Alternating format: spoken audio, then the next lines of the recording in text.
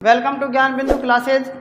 हम रीजनिंग में क्रम व्यवस्थीकरण पढ़ रहे थे और हमने क्रम व्यवस्था में 4 सवाल पढ़ लिए थे। आज हम 5 सवाल से पढ़ रहे हैं। तो पढ़ो। सती रेणु से बड़ी है, गीता रेणु से छोटी है और प्रिया सती से बड़ी है। ये बताइए कि इनमें सबसे बड़ी कौन है। तो सबसे पहले हम इस सवाल का सॉल्यूशन कैसे करेंगे। देखो एक बार यहाँ पर सती किससे बड़ी लग रही है आपको। तो अपन क्या करेंगे, तो ये सती है ना, यहाँ पर ये सती, इसको रेणु से बड़ी कर देंगे। रेणु नीचे और सती ऊपर। सती किससे बड़ी हो गई, तो रेणु छोटी हो गई ना। गीता किससे बड़ी है, गीता रेणु से छोटी है। अब गीता किससे छोटी है, तो गीता इसके ऊपर आएगी नीचे आएगी, नीचे आएगी ना। गीता किससे छोटी है, रेणु से छोटी है। और प्रिया सती से क्या है, तो सती के ऊपर क्या लिख देंगे, प्रिया लिख देंगे।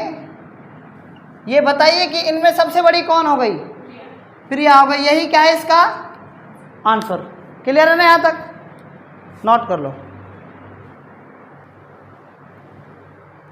देखो क्वेश्चन नंबर 6। पन्ना यमुना से बड़ी है, सीता चंचल से बड़ी है, परंतु रीता से बड़ी नहीं है, जबकि यमुना से बड़ी है।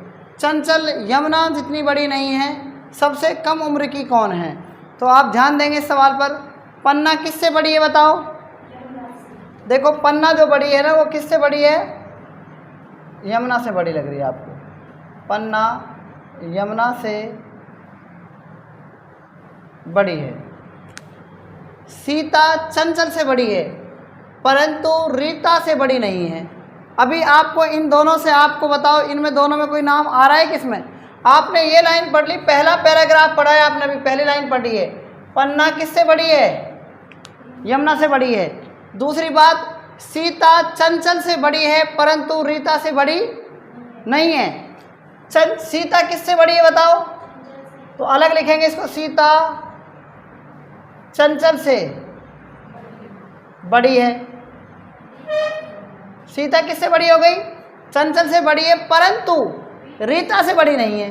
तो इसका मतलब क्या है, रीता सबसे बड़ी है। मतलब बात समझ में आ गई नहीं आई। सीता चंचल से बड़ी है लेकिन रीता से बड़ी नहीं है। तो रीता क्या हो गई, रीता से बड़ी नहीं, तो इसका मतलब रीता से छोटी हो गई ना। ठीक है। जबकि यमुना से बड़ी है। कौन कौन, सीता चंचल से बड़ी है। सीता चंचल से बड़ी है परंतु रीता से बड़ी नहीं है, जबकि यमुना से बड़ी है। कौन, जो सीता है ना, वो किससे बड़ी है, यमुना से बड़ी है। तो यमुना कहाँ जाएगा, देखो यमुना कहाँ जाएगा, यहाँ पर आ जाएगा ना आगे। और यमुना आने के बाद क्या होगा, चंचल किससे बड़ी है, चंचल यमुना जितनी बड़ी नहीं है। चंचल यमुना जितनी, तो ये चंचल यमुना से छोटी हो गई ना। अब जब यमुना यहाँ पर है तो यमुना से बड़ी कौन है, तो पन्ना इसके ऊपर आ जाएगा। तो क्या पूछ रहा है, सबसे कम उम्र की कौन है, चंचल सबसे कम उम्र की है। बताओ यहाँ तक आपको किसी भी प्रकार की इसमें कोई दिक्कत हो तो आप बता सकते हो। ठीक है, नोट कर लो इसको। देखो 7वां प्रश्न क्या है, हमको कथन के रूप में दिया हुआ है। निम्न कथनों का परीक्षण कीजिए।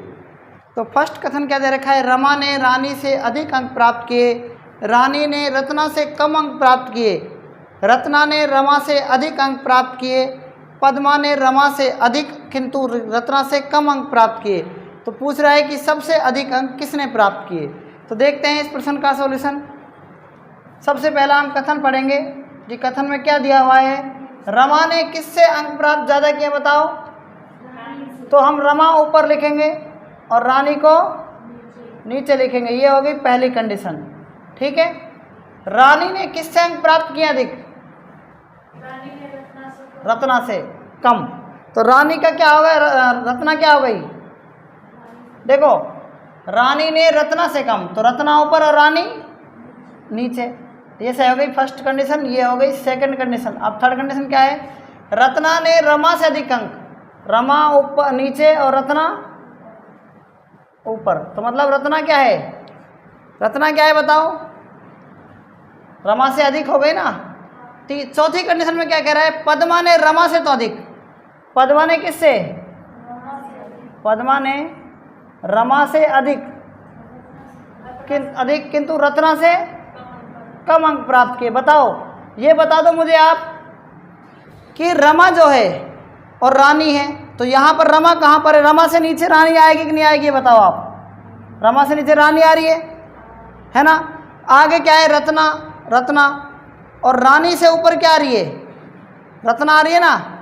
और रत्ना मतलब क्या है, रमा से ऊपर है। देखो, अगर मैं कंडीशन कहूँ, अगर मैं इसको वैसे करूँ तो रत्ना ऊपर आ रही है कि नहीं आ रही सबसे अधिक, क्योंकि क्यों आ रही है, क्योंकि देखो रत्ना यहाँ भी है, तो रमा देखो कहाँ है, तो मतलब रत्ना और रमा से ऊपर है ना, तो रमा से ऊपर है रत्ना। फिर रत्ना क्या है, रानी से ऊपर आ गई, रानी से भी ऊपर आ गई। तो कहने का मतलब क्या है, सबसे ऊपर कौन है, रत्ना है। पहले टाइप तो इससे हम समझते हैं इसको। दूसरे टाइप से कैसे कर सकते हैं इस सवाल का सॉल्यूशन, रमा ने रानी से अधिक, रमा ने किससे अधिक, रानी से अधिक अंक प्राप्त किए, रानी ने रत्ना से कम अंक, रानी ने रत्ना से कम अंक प्राप्त किए। ठीक है। तीसरी कंडीशन, रत्ना ने रमा से अधिक, रत्ना ने रमा से अधिक, तो रत्ना कहाँ जाएगी, यहाँ पर रमा से अधिक हो गया। आगे पद्मा ने रमा से तो अधिक किंतु रत्ना से कम, पद्मा ने रमा से अधिक, तो पद्मा यहाँ पर आ जाएगी। पद्मा ने रमा से अधिक और रत्ना से कम अंक प्राप्त किए, तो सबसे अधिक अंक किसने प्राप्त किए, बताओ। समझ में आ गया कि नहीं आ गया, दोनों कंडीशन से सवाल नोट कर लो। अगला क्वेश्चन पढ़ो, क्वेश्चन नंबर 8। PQRST में से प्रत्येक का भार अलग अलग है। R S से भारी है परंतु T से हल्का है, P S से हल्का है, इनमें से सबसे भारी कौन है। ध्यान दो इस सवाल पर। PQRST में से प्रत्येक का भार अलग अलग है, सबको पता है कि सबका अलग अलग होगा। ठीक है। R S से भारी है, R किससे भारी है, भार मतलब भारी का मतलब भार, तो R का भार S से क्या है, ज़्यादा है, परंतु T से हल्का है, तो T क्या है, भारी हो गया ना R से, और ये S हल्का है इससे, R से।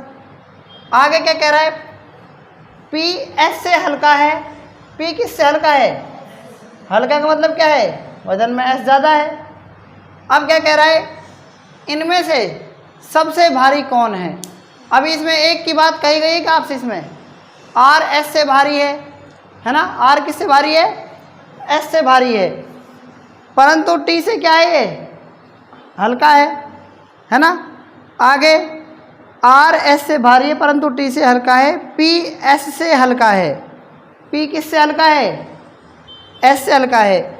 इनमें से सबसे भारी कौन है, इनमें सबसे भारी कौन होगा, बताओ कैसे होगा। अभी इसमें 1 2 3 4 व्यक्ति कितने हैं, 5, तो ये क्या है, इसमें ऑप्शन के आधार पर ये क्या है, सवाल हो सकता है। इसका जो A ऑप्शन है उसमें आंसर आ रहा है T, जो B ऑप्शन है उसमें इसका आंसर आ रहा है Q, और C में आ रहा है T और T वे Q, और चौथा ऑप्शन है इसका जानकारी अधूरी है।